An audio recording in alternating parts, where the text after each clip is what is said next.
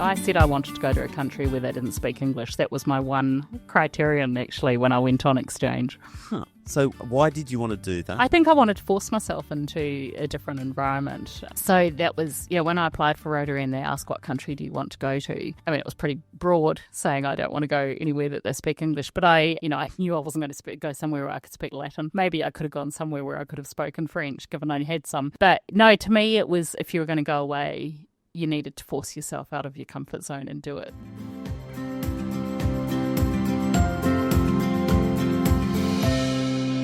G'day and welcome to Global Horizons. I'm your host, Rob Malicki, coming to you today from Combermary Land on the beautiful Gold Coast in Queensland. And my guest, this is like a take two, is Sarah Todd. Thanks for joining me again, Sarah. Thanks, Rob, and welcome. And doing it in person, maybe we'll manage to get it all working this time. This is much nicer. It's much nicer recording in person. And of course, last year we had a great conversation. We did.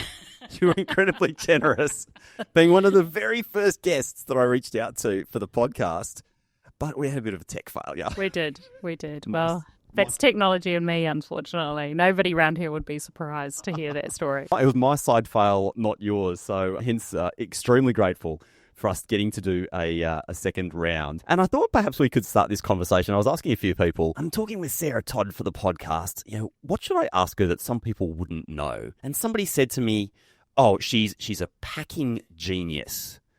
Tell me about your prowess at packing for travel. So apparently I'm well known around the world for me and my trusty little companion, which is my little Samsonite cabin bag. And that's what I travel with. I don't know whether some would say a control freak thing. I don't like to give my luggage to airlines. I like to have it close by. I'm not sure whether that's it. I actually get stressed if I have too much luggage. I like to I know what's in there and I plan it. I have a list so that everything goes with everything, hopefully. Amazing, actually. It is remarked on around the world. I remember, I don't think Tim will mind me saying, I was on a flight to EAIE and the Pi Awards, actually, and Tim Field and I were on the same plane, we realised, and was that flight you have to get off at Singapore and then get back on the same plane, but you have to take your cabin luggage. Tim got off with his little bag and I got off with my little bag. And then we were talking and then it turned out Tim had bigger bags. Stowed away. And before we landed at Heathrow, he said, you can just go on ahead. Don't wait for me, because he was worried that I'd see how much luggage he had. But all of the following week at EAIE, he kept coming past the booth and checking that I did indeed have different clothes on and different shoes and things. So, sorry, Tim. It does make a massive difference, though, doesn't it? When you can just sail out the other side. Yeah, it does. You save so much time. Think of how many airports you get into late at night, and I'm sure I save 45 minutes and get extra sleep here and there. So, and none of that stress. I hate standing at a baggage carousel. The odd time that I do have something checked and I just stand there and you feel sick because it never comes off. So saves myself that feeling too. But no, a lot of people have suggested it's a future career option for me. I could have a YouTube channel. I could do Marie Kondo. I could do professional development maybe at AIEC or something on everything everybody should know before they take up an international job. It'd actually be a pretty good workshop, wouldn't it? It would. Is a table full of luggage. So my lovely colleague Heidi is the opposite to me. So Heidi has managed to achieve in the 11 years working together. She has done an overnight trip interstate with hand luggage, so that's a pretty good start, but I haven't managed to get her overseas yet with just hand luggage. I'm glad you brought up Heidi. I mean, to me, from the outside, I'm no longer inside an institution. You two are like the dynamic duo. What makes that partnership at a leadership level work so well? I've been incredibly lucky in my time at Griffith. So as many people know, when I started, the director role had just become vacant as well. And Heidi was actually on a secondment to alumni. Before I started, I rang her from New Zealand and said, Heidi, I'm not going to have a director. And Heidi was deputy director, her substantive role here. And I said, it seems bad, pretty careless really, to start with nobody who actually knows what's going on and knows what Griffith's about. So she very graciously agreed to cut short her secondment to alumni, and anybody who knows Heidi knows that she's compliant and she's a rule follower. So I know now that for her that was a big thing, for her having to tell alumni that she was coming back to her job. Probably didn't fully appreciate quite how much thing that was at the time I asked her. And so she came back and I offered her, I think 3 months initially as acting director. And in some ways, it was a chance for us both to get to know each other. For me to decide if it was a good fit for me, and for her, to be honest, to decide if it was good for her. It was almost like an extended interview, which could have been terrible and could have had bad repercussions, I guess. But then it just became obvious that we worked really well together. I think Heidi, when you go into a new role, Heidi knows Griffith inside out. She knew who to talk to. She also knew Australian international education, and I was coming from the outside. So I think we've just been really lucky. We have honest conversations with each other. It's, I think people think we skip around and have coffee together and things, but we have had challenging conversations with each other. But there's a lot of trust and respect in both directions, and as well as friendship that's developed as well. So I've been really, really fortunate. You've got quite an incredible presence on LinkedIn. Yeah. You post really good stuff. Mm-hmm. I saw one recently, just came into mind as you were talking about Heidi, the lolly that went kind of crazy. It did. Actually, somebody messaged me about that today and said, did you expect it to take off? We should be over there now, Rob, recording this. So Griffith University, one of its many positive attributes, is it has a lolly wall on the Gold Coast campus, which turns out lots of Griffith people didn't know about until my post. And it's sort of become a joke that they have a happy hour as well, and they're strict on the happy hour. You've got to get in before 3 o'clock. I think 2 till 3 is the happy hour. When there's stressful times, I think people turn to chocolate and sugar. So sometimes it's a little bit of a meeting place, and it's interesting to see who's there at the same time from across the university. But it's a popular destination on campus, and yeah, that was last Friday afternoon actually. We decided I needed dark chocolate and she needed sugar. I'm actually not much of a sugar person, but they do really good dark chocolate almonds there. So I was after those, and we walked over, and yeah, it's one of those nice things that you can just pop out. I don't know if it's better for you than coffee, but maybe late on a Friday afternoon. It's better for the morale. It's better. So we needed something. So taking on that thread, I mean, you've obviously travelled extensively, had a huge profile and continue to have a huge profile in international ed, not just in Australia, but globally. Former president of API. What's the most unusual thing that you've seen inside an institution on your journeys? Could be research, it could be... One thing that not many people know about me is I'm actually, I wouldn't say squeamish, but I'm terrible about medical things. I don't even like to see x-rays. I don't like this idea of tendons and bones and blood. I don't know what it is. Many people know I've actually had quite a lot of back surgery. I cannot look at scans or x-rays. I don't want to see the stuff that they've done. But working at Griffith and at my former university, both strong medical schools, and so a lot of research partnerships around medical schools, and they always assume that that's what you want to see. So I can say I've seen some anatomy labs and in certain countries and places that, you have to walk along and you have to do the diplomatic thing and go, oh, that's fascinating. And I'm like, I'm taking one but at the moment. So it's, and then often if you're with colleagues who genuinely are fascinated by those things, it's like, right, moving along.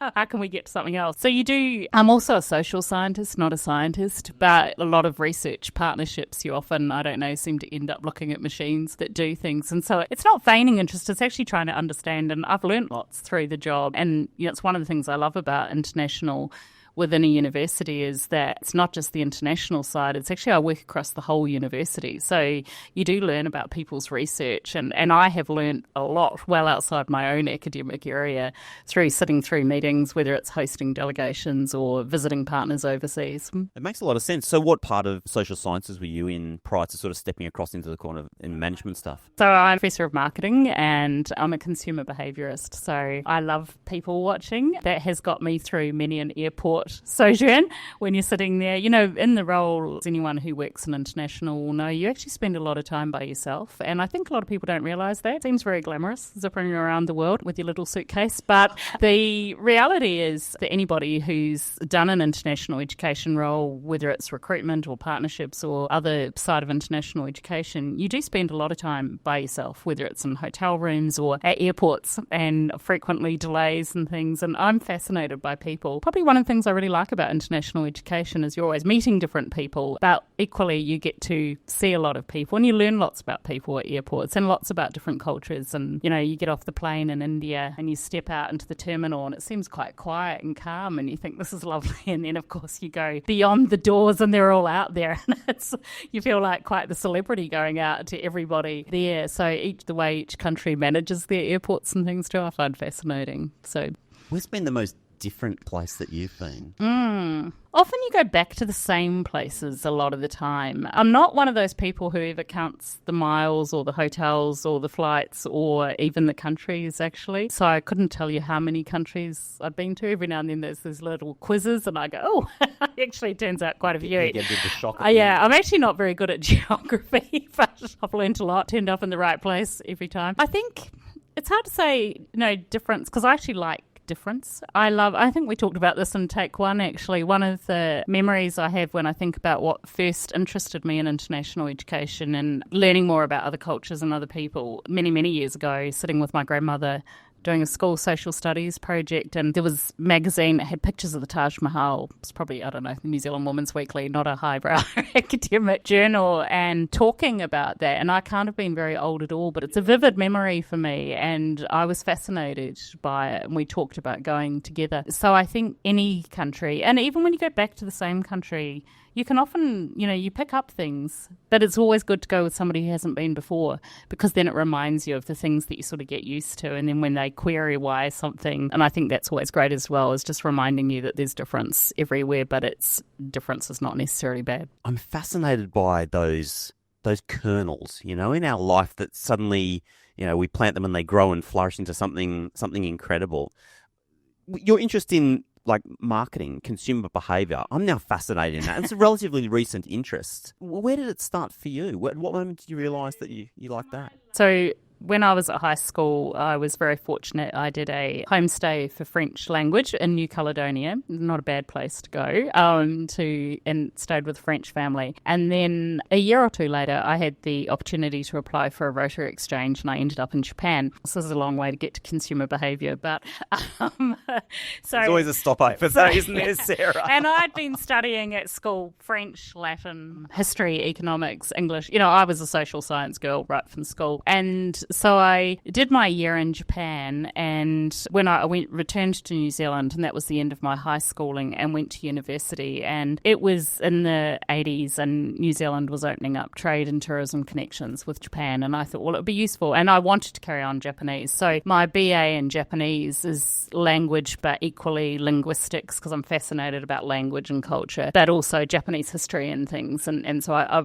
that year I sort of incentivized really. I wanted to find out more. And then I thought I should do something practical. So I did a BCom in marketing, thinking that would get me into tourism or trade. And when I was doing marketing at the end of my degree, my undergrad degree, a lot of my classmates were getting excited. They were getting acceptance letters from Unilever and various places, and I was like, I'm not excited. I don't want to be brand manager for Palmolive or whatever. Not that there's anything wrong with that, but it just didn't do much for me. And I was really lucky because the marketing department at Otago was expanding and they knew they had to grow some of their own academics because they were all from overseas. And so I stayed and did my master's and really enjoyed the research side and did some postgraduate courses around consumer behaviour and realised that was the area of marketing. Much more than the brand management. That was the side that fascinated me. So it's a mixture it draws on sociology, social psychology, obviously underpins a lot of advertising and branding. And then went on and did my PhD and became an accidental academic. And so that's where I really went down that route, actually. And I did a lot of my research was around, I'm fascinated by how consumption fits in people's lifestyles, how some people really like branded things, other people don't, what that says about you, how people use products and brands, but equally about how the vulnerable survive in a society where so much is around consumption, whether it's going to the supermarket or making a bigger purchase. And so I did a bit of research around children and their understanding of the marketplace and from a policy perspective, what needs put in place. Both you can protect, but at the same time you also need to empower. So that was my consumer behaviour journey. What do you make of this explosion, and this might date the podcast a little bit, there's been this explosion in AI. I mean, even since the time that we last spoke on for our recording a year ago, it's just... And a hot topic in international at the moment, has exploded, exactly. And as you're talking about linguistics, both, so I guess a double-barrel question, which are terrible, but perspective on AI, marketing, but also linguistics, language acquisition. What are your thoughts? My mother was an English teacher, so many of my PhD students in the past, I was like Madam Apostrophe. I think was one of the nicer names they may have called me. So I'm militant. Was your mum like that? Was your mum also like... Yeah, she must have been. Yeah, I'm a bit militant about grammar and things. And my kids now laugh when my mother, who's 90, when she sends a text and it's a stream of consciousness and there's not a lot of punctuation and we have to translate. And, it's kind of ironic because that's not how she'd ever write a letter, but that's an aside. So I think I like structure of language. And when you study a language, you understand structure and it helps you in some ways understand English. And I think English must be the worst language in the world to learn. And, a lot of people say, why'd you study Latin? That probably dates me. That's what my school offered, French and German. There was none of this Japanese or Spanish or Mandarin. And the good thing about Latin is it gives you a real sense of how language is categorised and structured in grammar and things. So, and I'm actually quite fascinated by all of that. And then I think learning Japanese through immersion was quite different because I was learning Japanese in the context it was spoken and in the social settings, and you understand why certain words, get honorifics or why they're important words, but you have to understand the social background to it. So that's the part about sociolinguistics I find fascinating, and language's evolution. I think with AI, the scary thing is being able to tell what's true and what's not in marketing. I think that's one of the scariest things. And I know there's been lots of talk about how we can use AI to deliver, particularly to prospective students, and ensure they've got the information they need and that they can access information and agents can collate information and still have that human element and pass on and then moderate some of that information for them. So on the one hand, I think it's incredibly positive, but on the other hand, if I think back when I was still an academic, I used to do a lot of work for Consumer Affairs in New Zealand and actually a few court cases as expert witness around what people took out of advertising or, whether the advertising was misleading and things. And you rely a lot on what would the average consumer take from reading that. Now it's not just what would they take from reading it, but who do they think actually is saying it, or where's it coming from, and how do we tell credible sources? And it's not just a case of, well, Wikipedia is this and this is a refereed journal. It's not just academic writing and where it comes from, but how's the average consumer supposed to understand what has genuinely been put out there and what's AI that's genuinely been done by the company or the organisation or the politician or whoever, and then what else has been put out there as a dupe, really, and what's credible and what's not credible. And I think that leads to conspiracies and cynicism and really trying to work out what's authentic and what's not authentic. It's almost like trust becomes one of the most valuable things on the internet going forward, doesn't it? It does. And, the recent AIC with the theme around the human element. So great that we're exploring how we can use AI and increase digital recruitment methods and things. But at the same time, if you're making a really big investment in education and it's not very tangible, it's not really easy to see exactly what you're going to get. And so I think that's where that personal connection and trust, and we know people aren't always rational because it often does come down to trust. It's not you can go through your pros and cons lists, you can be as rational as you like, but it'll come down, and a brand may be a trust mark or a person may be a trust mark, so it's not always a person, but there'll be something that you trust and then you'll rely on that information far more heavily. Yeah, definitely. As you were talking at the kind of whole blockchain, blockchain's been around for a decade or more, but that suddenly came together to me in my mind. I was like, it's actually, if you really want to trust something, that's And if you think about international admissions and things, blockchain, I think, has the opportunity to really transform how international admissions officers do their job. If you think a lot of what they do, it's not so much assessing against entry requirements, it's working out fraud and verifying documents, and that's what we require agents to do, a lot of document validation and things. But if we used the technology, we could really make some changes in that space. A little bit of a left-hand turn. You'd said that you sort of came through Otago, and of course you went from studying all the way through to a very senior role there. Is there something you missed from home? It's funny, I was talking to somebody yesterday who I didn't realise had studied at Otago and came up randomly in connection, actually, and small world, but turned out we actually knew somebody in common, and it's always a small world. I think, to me, it's just over 11 years since I've been here, and I vividly remember I finished my role at Otago on the Thursday, packed on the Friday, moved here on the Saturday, and started on the Monday. And I think when you travel a lot as well, it's sometimes hard to feel at home and to put roots down. And I think when you move at a certain age, whether you move a town or whether you move country or whatever, and it doesn't really matter where you move to. It's how you establish those personal connections and make connections outside of work. And when you travel, it's really, really hard to move and make those connections. And my kids weren't at the age that you'd send them off to school and then go and pick them up or meet their parents or anything. So it's definitely a challenge. And I always used to think when I was at Otago, flying into Dunedin Airport, no matter where I'd been in the world, I had this sense I was home. And interestingly, if I go back there now, it's still flying. It gives me a sense of home. But home to me is really where the people are. And the problem here is I fly out of the Gold Coast and Brisbane. So neither, like they're both home, but it's a different feeling than what it was there. But my children were born in Dunedin and grew up there, and so it will always be a home. But now I do call the Gold Coast home, and I frequently say to groups of students and things to never say never, because I never thought I would call the Gold Coast home. Even when I was asked to apply for this role, and even when I was offered this role, I said to the then Vice Chancellor, do I have to live on the Gold Coast? Oh wow, yeah. Whereas now I'm like a TV commercial for the Gold Coast.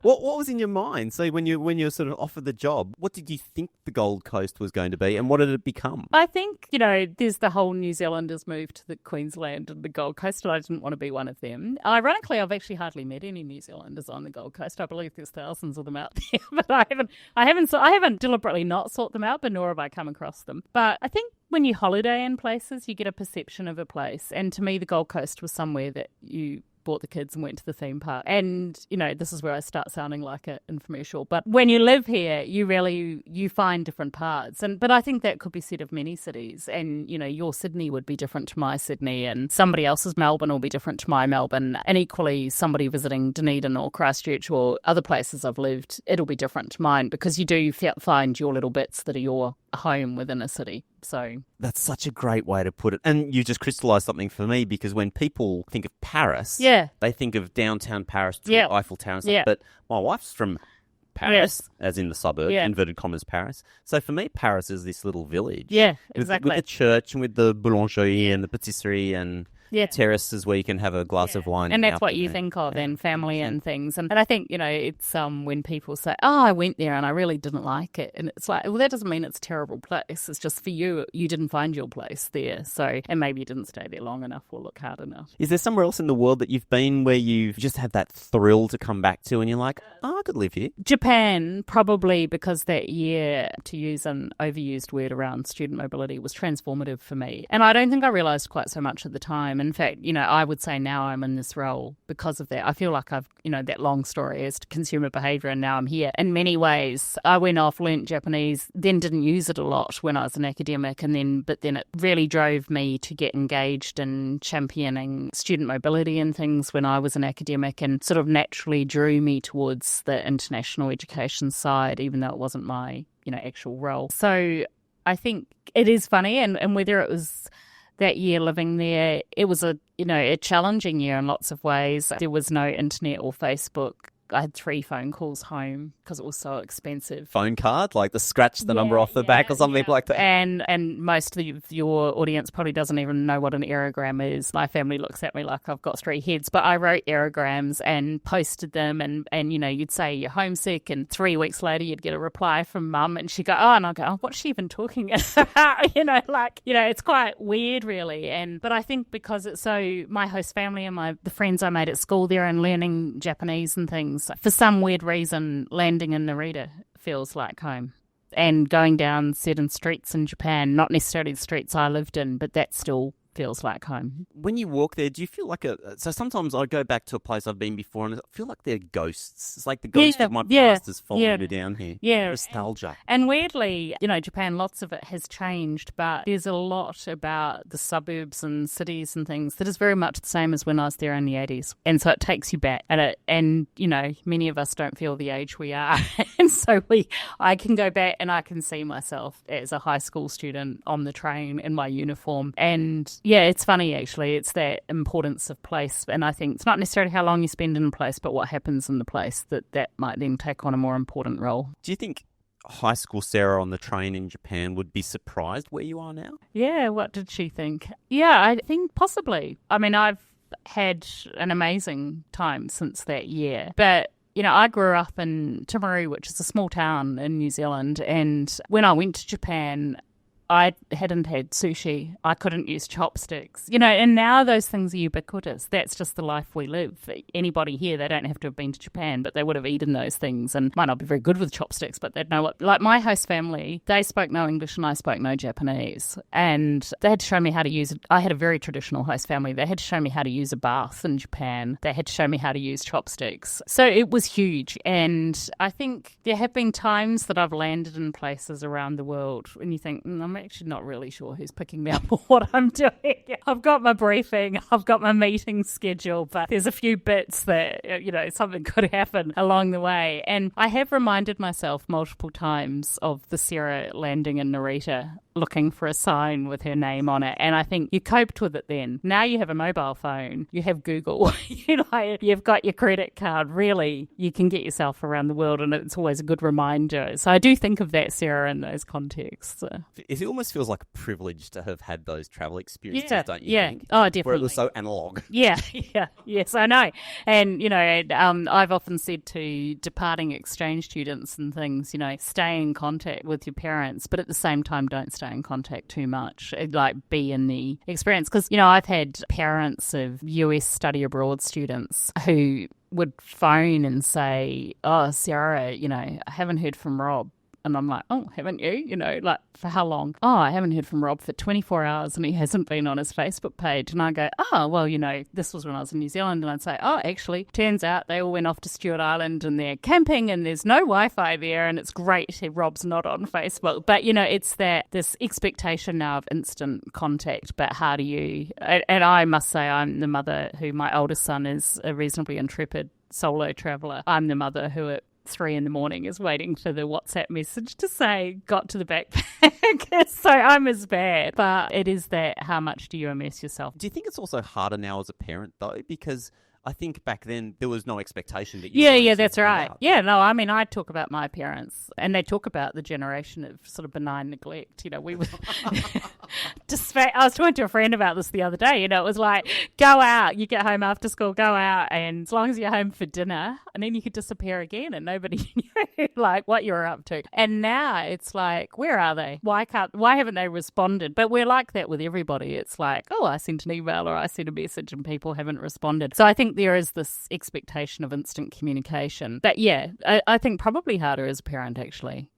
Before it was sort of I said about my parents, well, they're either really brave or really stupid sending me off to a country where I couldn't speak the language. But I'd like to think they were brave. It was just what was done, wasn't it? Yeah, and I said I wanted to go to a country where they didn't speak English. That was my one criterion actually when I went on exchange. Huh. So why did you want to do that? I think I wanted to force myself into a different environment. So that was, when I applied for Rotary and they asked what country do you want to go to, I mean, it was pretty broad saying I don't want to go anywhere that they speak English, but I knew I wasn't going to go somewhere where I could speak Latin. Maybe I could have gone somewhere where I could have spoken French, given I had some. But no, to me it was, if you were going to go away, you needed to force yourself out of your comfort zone and do it, go the whole way. Do you know where that curiosity came from?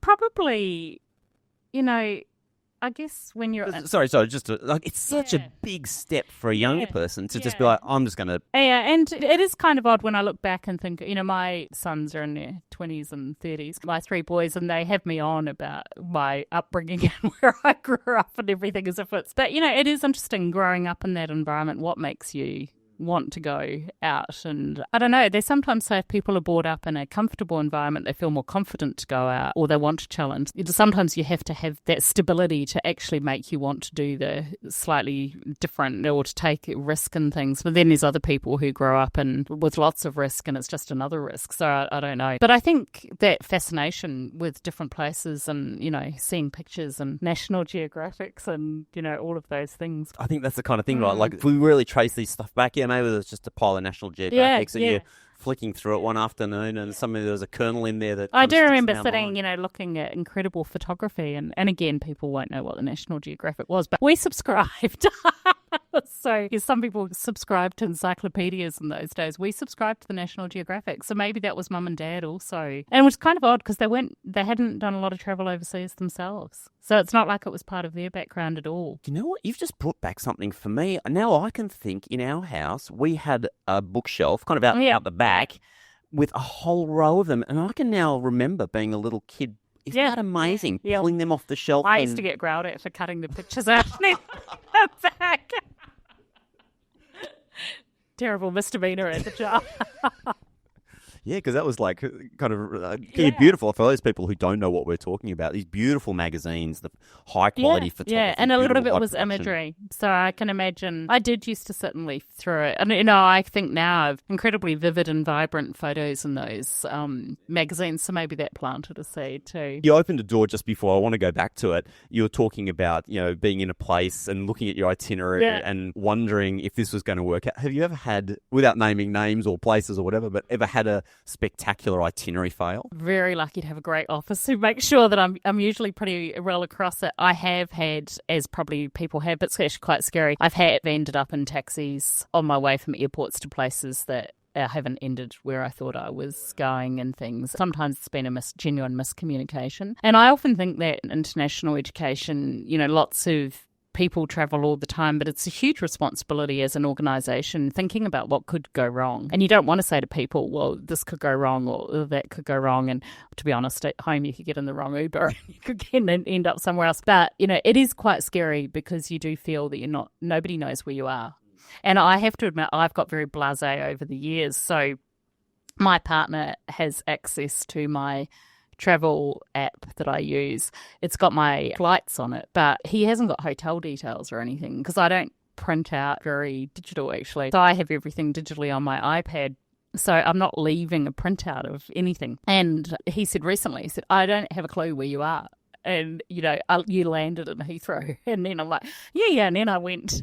But I hadn't actually thought about it because it's just something I do all the time. So I don't think, whereas I think when the kids were little, I did used to leave more details because they used to cross off on the chart on the fridge when mum was going to be home. Yeah. So they would cross off and I might have said, I'm in this city or I'm at this hotel or something, so that it was more so that they could feel close. So, do you think that's excited your kids, like seeing mum off travelling and doing stuff? I think it's really interesting with kids seeing where they go. And so as I said, my oldest son, very much a traveller and wants to do things his own way and travel in places. And he and I often discuss destinations and what's good about places and places we'd like to go. So travel is a big part. He's also very into food and different cultures and things as well, and studied, history of art and world religion and things. My middle son, not a traveller, actually, at all. And the younger one probably sits a bit in the middle of the two. But my youngest son, when he was at school, I do remember there was a time there was a relief teacher and he was at primary school and the relief teacher must have said, you need to talk to your mother about this and it needs to come back. And apparently he sat there and he said,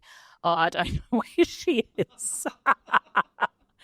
And then he said, and she said, what do you mean you don't know where she is? And he said, oh, look, she could be in Beijing or Delhi or somewhere. And this was just a little suburban school in Dunedin. Apparently the teacher went into the staff room and said, Jack doesn't know where his mother is. Should we be concerned? And the other teachers who knew me said, well, actually, nobody really knows where she is. So they did grow up with it. It has been a big part of their lives. Sarah, you've obviously been in leadership positions now for a very long time and have this enormous wealth of experience. Has there been a time where you've been in a senior role and faced a huge challenge? I guess we all face challenges through COVID in particular and ones related to our roles as well as personal challenges just through the whole thing, what we're dealing with. But I think obviously, API as an association, its main revenue source is the annual conference. And a lot of, actually, I was not just API, I was also on the steering committee at the time for AIEC coming to the Gold Coast. So over COVID, between AIEC and API, I managed to plan for and be involved in cancelling 5 conferences, which was, an interesting, on top of everything else that was going on, trying to get students in quarantine and everything else. So it was definitely a challenging time. And sometimes you look back and it's almost quite surreal, actually. You know, going from talking to somebody about landing a plane at Brisbane Airport and working with the Queensland government on that, through to meeting with colleagues in Vancouver and discussing, you know, and actually the last attempt to get API into Vancouver, weirdly, at one point, we could have almost got everybody else there, but I couldn't have gone because Queensland's border was still shut. So then it's like, well, can they have the conference without me? You know, like, or can I just be beamed in? And so that's interesting too, because of course you want to be there. That, you know, and I was having to face, well, it's possible that, because Australia had reopened for travel, but Queensland wasn't as open, and it was going to be a bit of a risk as to, and having to make decisions, you know, not just specific to API, but that API really is an example of having to make decisions where you know you're disappointing huge numbers of people. There were sponsors, there were delegates, and so much work, and then just having to undo it all the time. Do you have a framework for when something like that comes up? Like some way that you look at breaking down a massive, difficult decision and deciding what the right outcome might be? I'm quite an evidence-informed person. I like data. Maybe my academic side of me, I like to look at the data. You know, there's always those things about how risk-averse can you be, but I think you can be risk-averse if it's you as an individual, but then I guess it's like ripples, and the more it impacts other people, then how many decisions.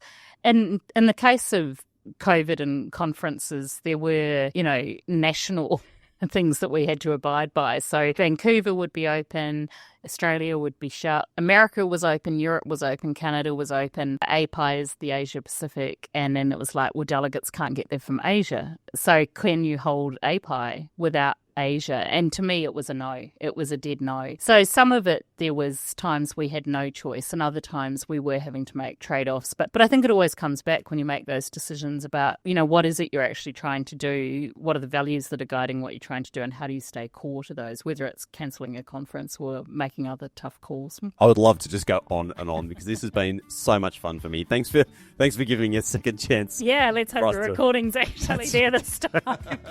And maybe one day we get to do another recording for Global Horizons. Thanks for joining me. Thanks very much, Rob. Thank you. If you've enjoyed this episode of the Global Horizons podcast, consider subscribing to our newsletter.